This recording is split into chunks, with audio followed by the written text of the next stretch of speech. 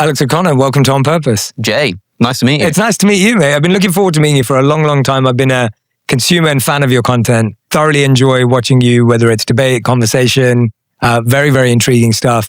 I wanted to start off by asking you, I hope you've never been asked before. I don't think I saw this, but what's a childhood memory that you have that you feel defines who you are today?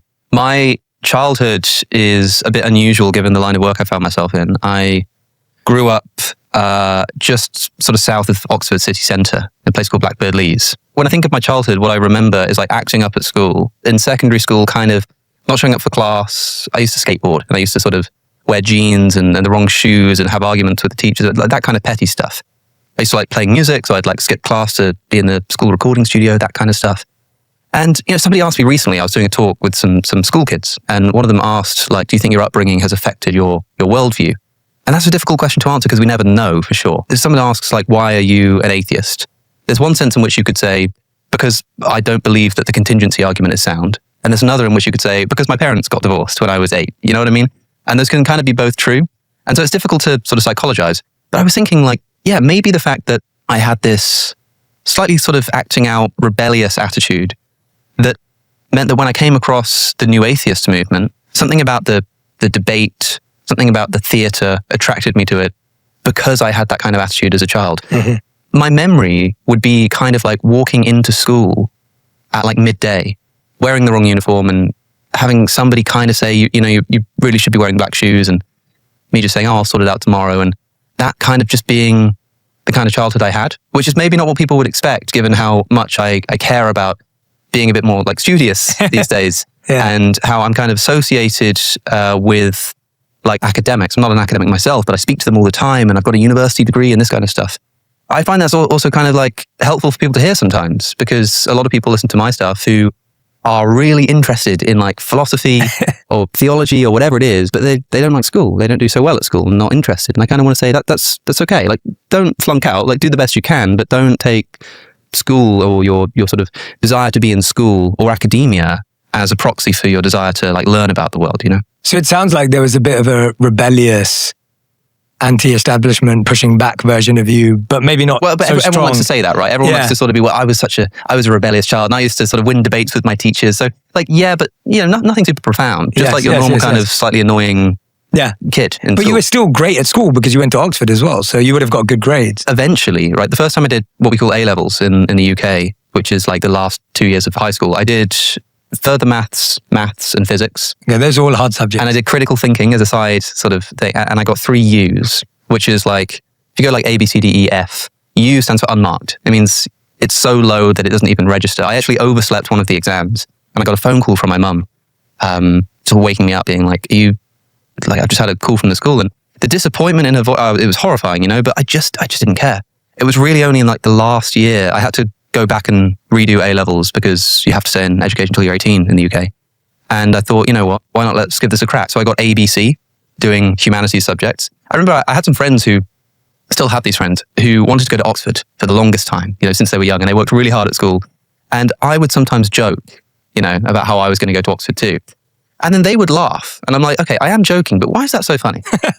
Why is that so funny, And I got a bit motivated by these friends of mine. Seeing that like ambition and drive kind of helps me, and becoming their friends was just a good influence in that very crucial period of like sort of motivating me to get the grades, which allowed me to go to Oxford. But then again, like, if you're flunking out of school right now, if you're doing your exams and you think it's like the end of the world, retake these exams. It's not the end of the world. And if you don't get into your dream university, there are all kinds of reasons why I might have preferred to have gone to a different university. It's just like nice to know that there are options. I think young people, everything's so serious when it comes to like exams, and they are, take them seriously. It's better if you do well, sure, but it's not the end of the world if you don't. Yeah, and you can take them again. Yeah, exactly. Talk to me about that flipping mindset though, because getting a U, not turning up to an exam, and then turning it around and being able to go, this is important. Talk to me about that shift though, because I think at that age, we do place such a heavy weight on these things. Not showing up, not turning up, failing, feeling like it's not working out, but then being able to flip it around within a short period of time. Mm-hmm. It was such a long time ago, and you can't fully say this is exactly what I was doing, but talk to me about at least what it feels like when you reflect back and go, why you felt, I'm going to change my mindset around this. I think it was because I knew that I could do more. I knew that I could pass the exam. I knew that I could do philosophy and critical thinking and this kind of stuff. Just sort of flunking out of school in that way, for me, it was a very intentional thing. I'm not interested in this. I want to be a rock star or a professional skateboarder or something like that instead. But I kind of got the feeling that people didn't believe me. They thought that the reason why I'm failing is because I'm not, I don't have the goods. I can't do this kind of stuff. And it wasn't just that. It wasn't like I just thought I need to prove a point now. But when I suddenly got this idea in my head that it would be fun to go to university, it would be cool. And I started admiring new atheist figures like Richard Dawkins and Christopher Hitchens, both of whom studied at Oxford. And I'd also started making YouTube videos. This was the other thing, right? I'm like 17 when I started making videos online, at least the videos I make today. And they were these kind of edgy new atheist type videos.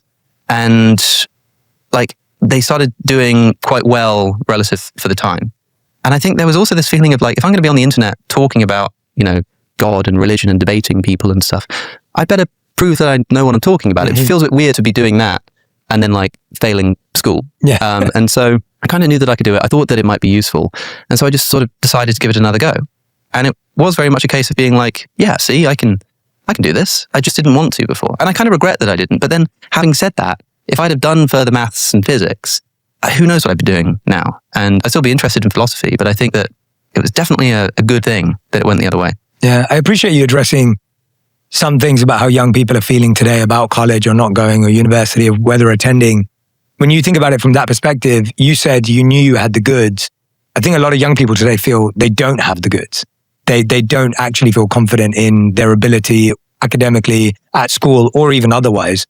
What do you say to them? What do you think about for someone who's looking at that going, I don't even know what I would do. I don't know what I'd study. I don't really know myself. You got interested in atheism early. You were making content. You were this self-starter, it seems, 10 years ago, which again was pretty revolutionary for someone your age because there's not that many people that got started that early. What would you say to someone right now who's saying, Alex, I'd love to do something like you or my own thing, but I actually don't know what I'm good at. I don't know what my strengths are. I think it's really rare to know what you want to do at any age, essentially. True, a lot of people sort of fall into what they do, but certainly at that age. And I think that you kind of have to either take a guess and realize that you can always change your mind, or you can do it later. You're going to be good at something. There's going to be something you're good at, and it might be something which isn't traditionally recognized as a form of intelligence. Intelligence is a difficult thing to define, but it's probably something like the ability to perform particular tasks. It's the ability to perform tasks with a particular goal in mind. That's why we call AI artificial intelligence, even though it might not be conscious or a person or anything. The intelligence is the ability to perform tasks. And there's something you can do. People who are musically talented, it's a very particular kind of genius. They might have absolutely no idea what the quadratic equation is, but they can just intuit musical feeling in a way that other people just couldn't even comprehend. There might be skills that you didn't even know were skills. Maybe you're really good at architecture and your school just doesn't do art. And it would take a long time for you to realize that that's the thing you're into. It took me a long time to realize architecture was even a subject that existed that people studied. More. You know what I mean? Yeah, I love that point. There's going to be something you're good at. And if you're being told that you're not good at something, it may be that you're not putting enough effort in and that you're slacking, in which case try a bit harder. But if you feel like you're doing your best, you're trying as hard as you can, and people keep telling you need to try harder, it's probably just that they're not recognizing the things that you're good at. But we have no idea why some people are good at things and others not. It could be social, it could be genetic, it could be anything. Who knows? All that matters is that right now, you're good at some things and bad at others. I think the best advice anyone can give in that regard, is to figure out as quickly as possible what you're good at. That's the most important thing. What are you good at and what do you enjoy doing? And try to pursue that. And then realize that you don't have to go to university.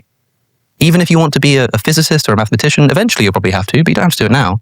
You can take some time out. You can think, is this really what I want to be doing? You can go and travel the world or whatnot. If you really want to go down the academic route, there are always options available for you. And there are so many now. You can do them online. You can do them virtually. You can do them part-time. There's always something available for you. It's so obvious to someone who's an adult. Someone who's currently working in a cafe and doesn't really know what they want to do with themselves. It's not going to console them to say, hey man, you don't need to worry about academia. I didn't even think of that. But when you're a kid, academia is the only thing. The only thing. Unless maybe you're a particularly talented footballer or something musician, at school, and then but even then maybe your school doesn't encourage that kind of thing. And you will be told that the most important thing in your life are your exams. Don't get me wrong, those exams are important. Nail them. It will help you in the long run. But the idea that is kind of what life's about is obviously insane. And I think kids know that, but they haven't felt it. They haven't internalized it. I speak to a lot of school kids and they've heard this kind of stuff. Don't let the exams rule your life and stuff. But Some of them, I think, hearing that I literally did just completely fail and then change my mind and turn it around, and it sort of relaxes them a little bit. There's no guarantee that you're going to be able to turn it around and go to Oxford, right? It's obviously not the case. I feel very lucky in that regard. But like, there are options, man. I love the idea that you only discover subjects exist after you become an adult. I felt like that with so many things. I thought I hated science because it was biology, and then learned about neuroscience later on, and I was fascinated. Exactly. And I thought, oh gosh, if I didn't have to learn plant biology, it was always brain biology, I think that would have been something I would have wanted to study. And you can now. That's the point, right? You can. Textiles. Yeah. But I think you can get the kernel of what you might be into. Yes. Because maybe you might find that you really enjoy your art classes. And you don't want to be an artist. You're not going to be the next, Monet or whatever. But like, you enjoy it. That should be enough to maybe think, okay, then I'll study that. And I don't know where it's going to end up. But that's the kind of thing that opens up these worlds that you didn't know existed. That will help with being able to be an architect. Yes. Because you will be able to draw images. It will help with doing textiles. It will help with set management. You could be someone who designs sets for podcasts, a job that didn't even exist really when I was at school. And now it's a very specific, very niche thing that people are after. But the most important thing is the passion. It would always really upset me when at university there were people who would struggle a lot with the work and then also think, and I'm not even sure if I should be doing this. I don't know if this was the right subject. That's nihilism, man. Suffering is one thing. Being aware that your suffering is kind of meaningless, that's what nihilism is. And that's what can be brought out if you study something you're not passionate about, and then it gets hard. Because you've got this double whammy of the meaninglessness plus the difficulty. But so many of us are stuck exactly there. If someone studies theology or philosophy, it's famously a very unemployable job. What are you going to do except be a priest or a YouTuber? I can deal with the fact that, like, what's this all for? Is this going anywhere? Is this going to get me a job? Because I've got this passion for it, because I just love it for its own sake. Maybe you're studying to be a doctor, you're doing medicine, and maybe you're not super passionate about it. A lot of people are, but maybe you're not. But you think to yourself, well, I know where this is going. I'm going to be a doctor, I'm going to save lives, I'm going to make a lot of money, I'm going to provide for my children. And that allows you to deal with the fact that you're not passionate about it. But you need at least one of those. You need the passion or the direction. If you have both, then you've hit the gold mine. If you have neither, then I think you become a bit nihilistic, at least in regards to your employment. Absolutely. I've heard you say, Alex, that you're fascinated by history. Oh, yeah. And I wanted to ask you, if you could go back in time and witness something personally, what moment in history would you choose and why? I'm afraid it's going to be boring in the sense that it is definitely going to be something biblical. Like, there's no question about that. Really? No question. Any time? There are certain things which it might be sort of interesting to see. I'd love to see Stonehenge getting built. I'd love to see the pyramids be built, that kind of stuff. But when I came back and said, turns out they used a pulley system, and everyone goes like, oh, cool. It's not the most profound thing in the world. Yeah. For me, my line of work is so much engaged in worldview. And the worldview that I'm mostly engaged in talking about is Christianity. And some of the biggest mysteries about the Christian religion are about specifically the kinds of things that Jesus actually said and did, as opposed to what Orthodox Christians believe he did. The resurrection is an obvious example. Stand outside the tomb of Joseph of Arimathea and see if somebody gets up and walks out. But also the baptism. I'd love to see the baptism of Jesus, because I want to know, why was Jesus being baptized? Who was John the Baptist?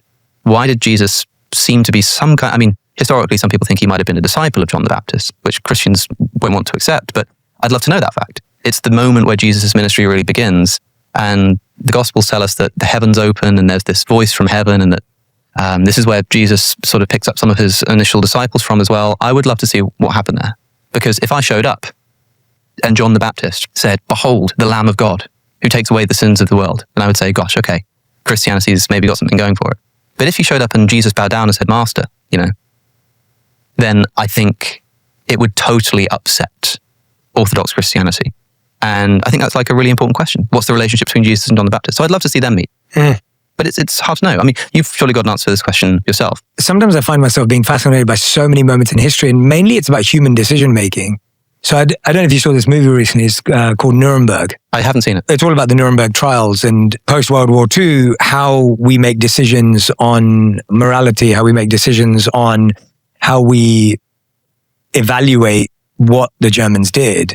And you got Goering, who was leading the Germans on behalf of Hitler, versus his therapist, played by Rami Malek, who's unbelievable in the movie.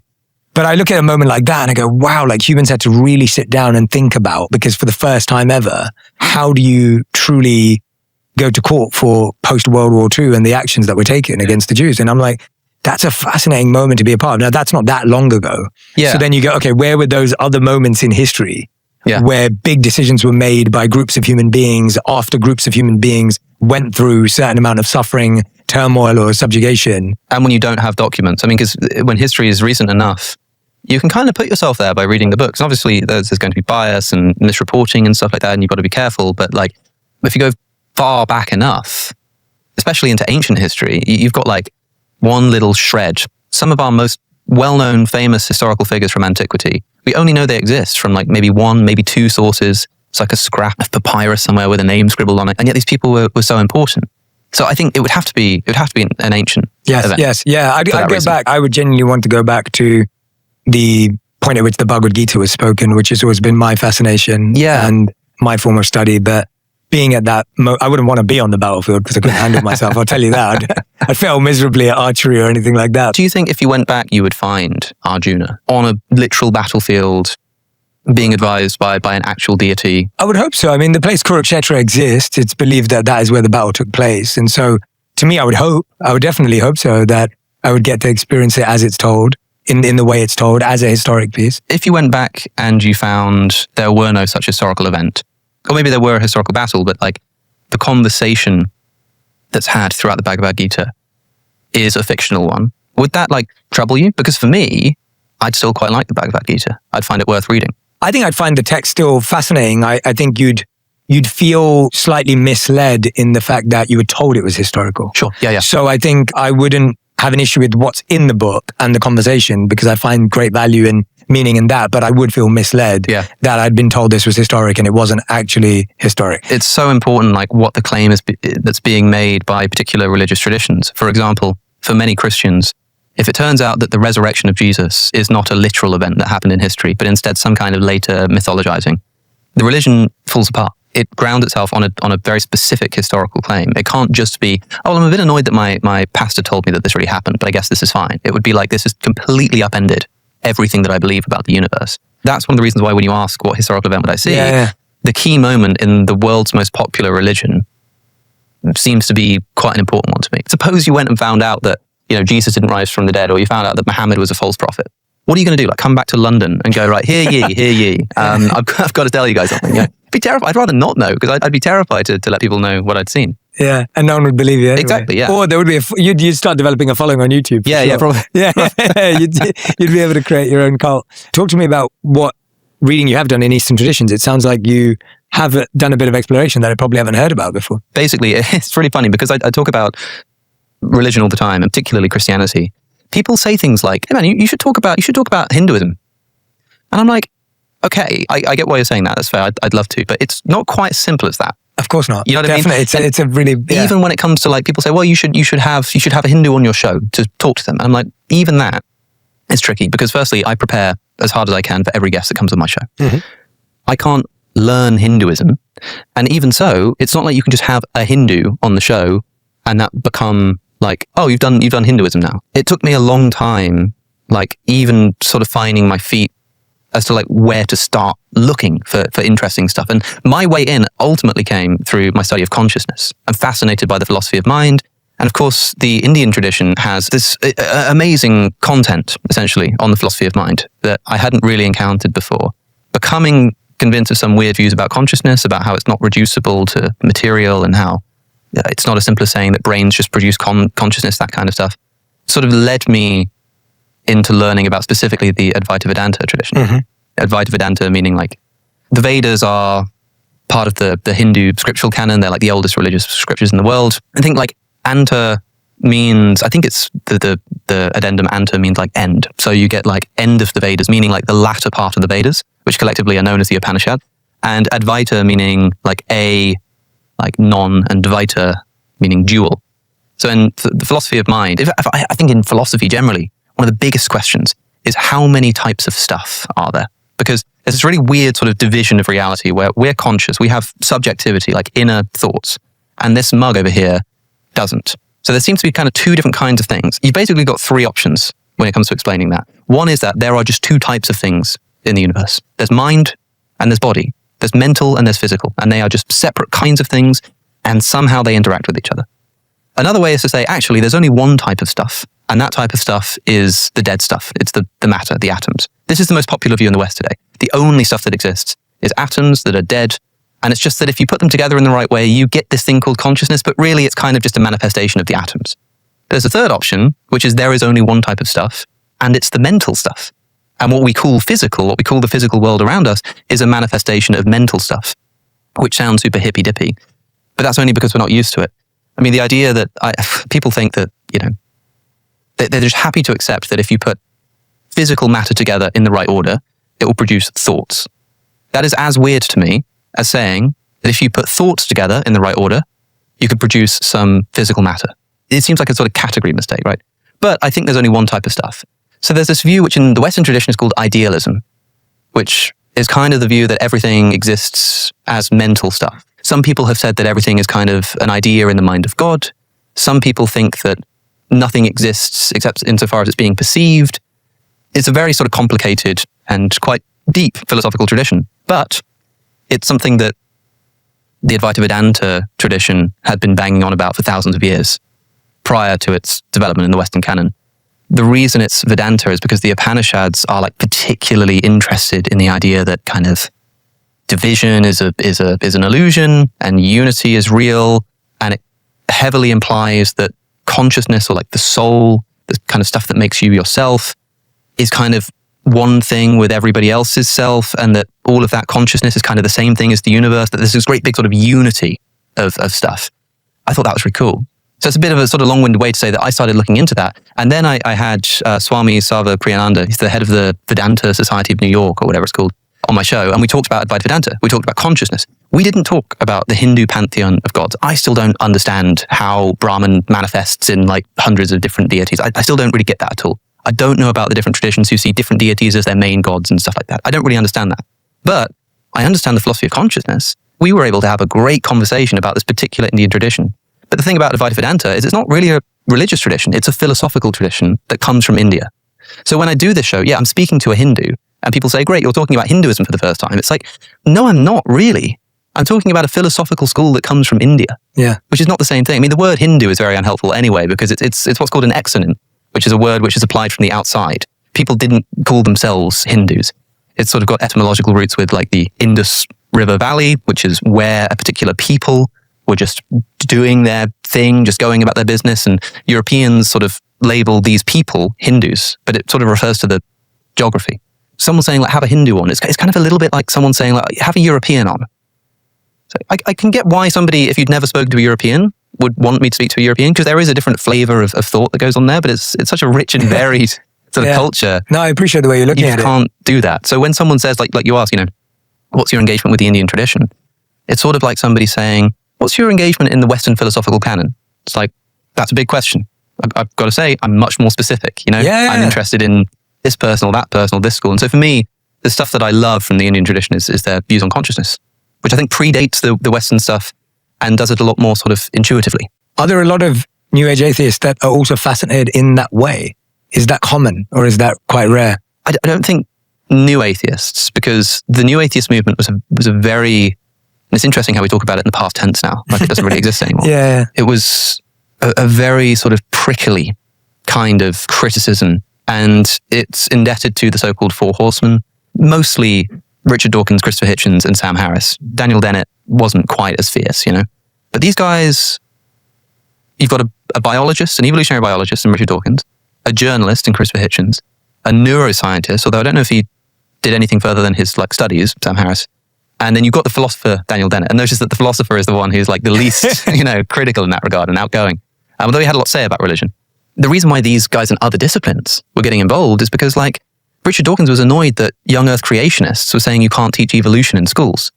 Christopher Hitchens was getting annoyed that religious justifications were being used for geopolitical terrorism. That was their kind of line of attack. And so to think that they would be talking about that kind of stuff, that Hitchens would be sort of standing up and complaining about the sort of the messianic undertones of the Israeli-Palestine conflict, and then suddenly start going, but I think that Brahman and Atman are maybe the same thing. But I want to critique that idea by, appealing to the rival school. It just seems ridiculous to me. Yeah. So I think new atheism, no. But that's because within Eastern religions, you have the same kind of conflicts going on, which I don't think the West knows as much about. But also, the kind of engagement I have is not about that. Like I say, I'm not interested so much in the deities and the gods and the sects. I'm interested in the philosophical traditions. And I don't think the new atheists were even interested in the Western philosophical traditions. They were interested in the the practical reality of religion. Religion is a force for evil, religion causes wars and that kind of stuff. And that's all very well and good. But to me, I've always compared that to saying it's like saying politics is bad. Yes. Sure, politics causes wars and politics drives families. It's like, that's true.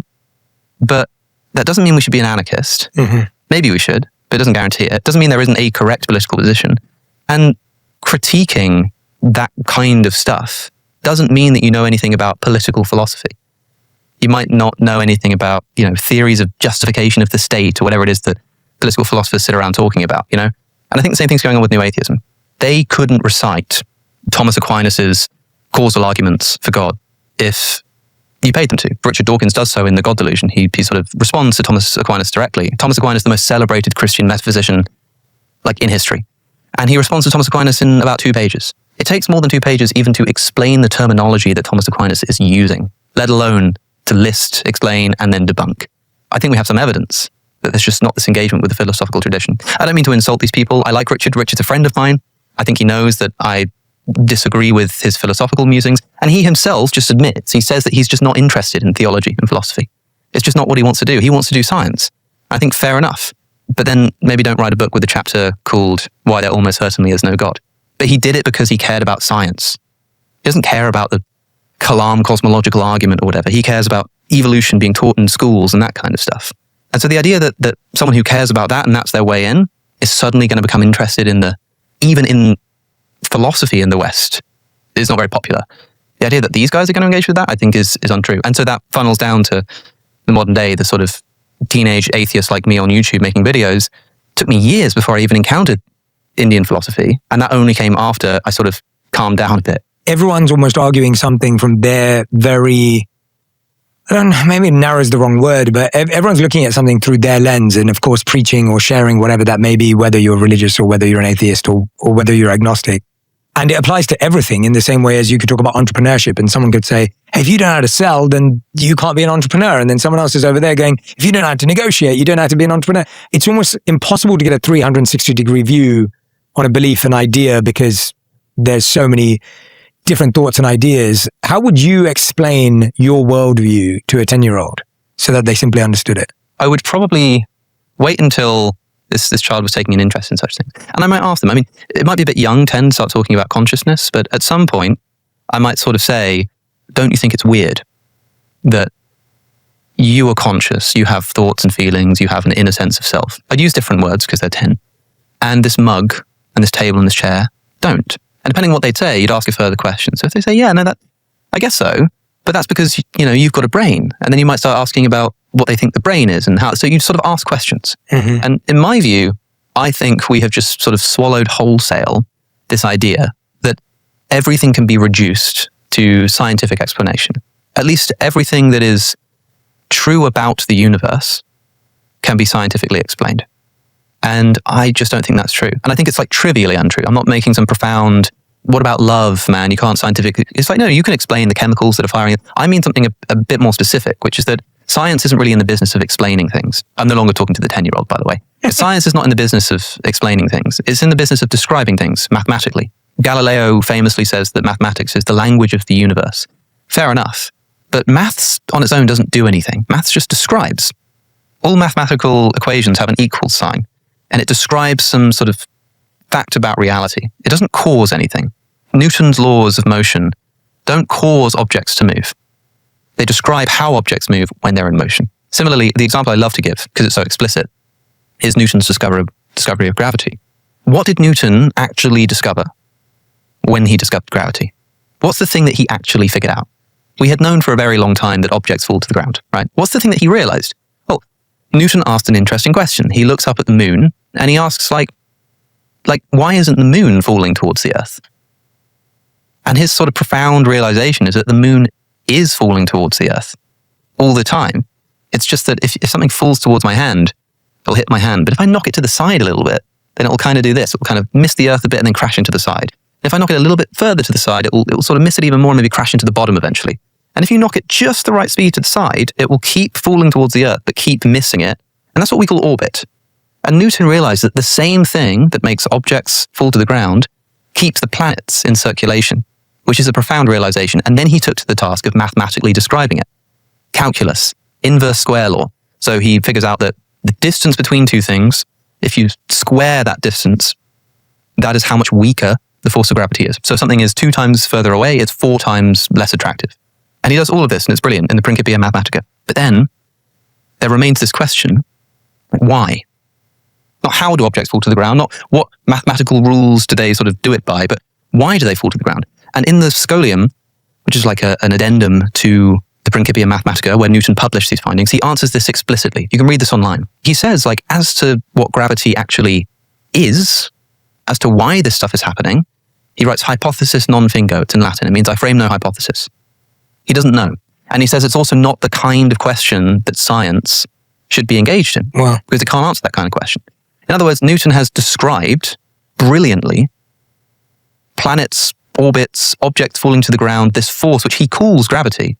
And it's sort of a placeholder. It's like the word gravity is just a word for whatever is the thing that's making this happen. But he doesn't know what's making it happen. And it's so funny to me when people like look into the past and they say, how silly are the beliefs that people used to have? They used to believe in like animism. They used to believe in spirits. They used to believe that, angels were pushing around planets and stuff. But no.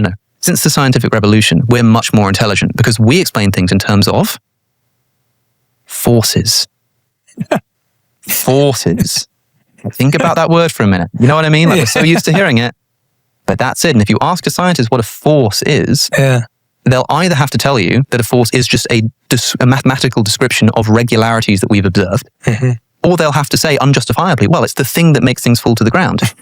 But what is it? You don't know that. You don't know why that's happening. Now, to be clear, some people will say, okay, fair enough with Newton. I picked Newton because he says it explicitly. This isn't an insult to science.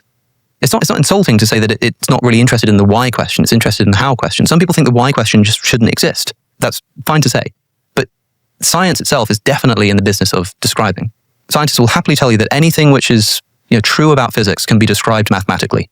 But if you think about what maths is, it's equations. They don't do anything. Stephen Hawking, at the end of A Brief History of Time, quite famously, I wish I could recite it from memory. It's so beautiful. He writes about how he hopes that maybe one day our basic scientific theories will condense into one great big theory of everything. That there'll be one beautiful equation that sort of governs everything about the universe. But he says we'll still be left with the question of what breathes fire into the equations. Equations don't make things move. They describe how things move when they're in motion, right? So we're left with this great big explanatory gap. If people are in any doubt about this, there's a wonderful clip of Richard Feynman. It's a BBC interviewer asking him about magnets. He says, when I push 2 magnets together, they repel each other. Like, what's going on there? And Feynman's like, well, the magnets are repelling each other. And he goes, yeah, no, but what's happening there? And Feynman's like, what do you mean what's happening there? And there's this sort of moment of confusion. And the interviewer says, I've got to say, I think this is a reasonable question. And Feynman goes, oh, no, it's a very reasonable question. But what do you mean? Because if you ask a question like why, well, depends on your level of explanation. Like, why is Aunt Marie in the hospital? Oh, because she slipped and fell on the ice. For most people, that would satisfy. But if you were like an alien who didn't know anything, you'd need to know why slipping on ice sends you to a hospital. So you'd have to explain that. And then you'd have to explain, like, why is ice slippery? Well, because when you step on ice, it evaporates the top level, which turns into water. Notice we're just describing what's happening. Okay, but so why does that happen? Well, now we're talking about the molecular composition of water and its sort of chemical interactions. But why does that happen? Feynman's just basically pointing out that if you ask the why question, you are sent into this regress down into the most fundamental questions of reality. And in fact, Feynman then says, and if you want to know why Aunt Marie fell over, you'd have to know about gravity. And why does gravity work? And that's where we just were a second ago, right? This thing, gravity, which science will describe, but never like explain why it's occurring. And Feynman sort of comes back to magnets and says, so for now, it will have to be enough just to say that they are repelling each other. And that's fair enough, but I think that's what's going on. Yeah. Science describes, like physics is the description of and the theory of physical matter and its relations. It therefore presupposes the existence of matter and its relations. One of the foundational questions I don't think science will answer is where that physical matter came from. Like, it seems plausible. We say, look at the progress we've made. We used to think that we couldn't explain biological complexity, but now we have. We used to think that we couldn't explain why objects fall, but now we have. I want to point out that firstly, what we've actually done is describe those processes. But also, I think there's a categorical difference between explaining some kind of physical interaction at a deeper level and explaining the origin of physical matter and its interactions. I don't think you will mathematically describe the origin of the stuff which the mathematical descriptions apply to. Given what I've just said about what scientific laws are observations of stuff that happens in the universe, and then mathematically describing how they regularly occur. I've sometimes compared this, it's a bit of a crude analogy, but it gets across the point, to discovering a book of Shakespeare's sonnets. If we came across a book of Shakespeare's sonnets and we didn't know what they were, then we might start studying them. And suppose that you were really, really smart and you said, okay, well, I've noticed that each of these letters comes in two kinds. There's a big one and a small one. And whenever there's a new line, they use the big one. That's interesting. And you call that the law of capitalization. And then you notice that there are all of these little symbols, unlike the letters, little dots and squiggles. And you realize that they show up in predictable ways. And you call that the law of punctuation.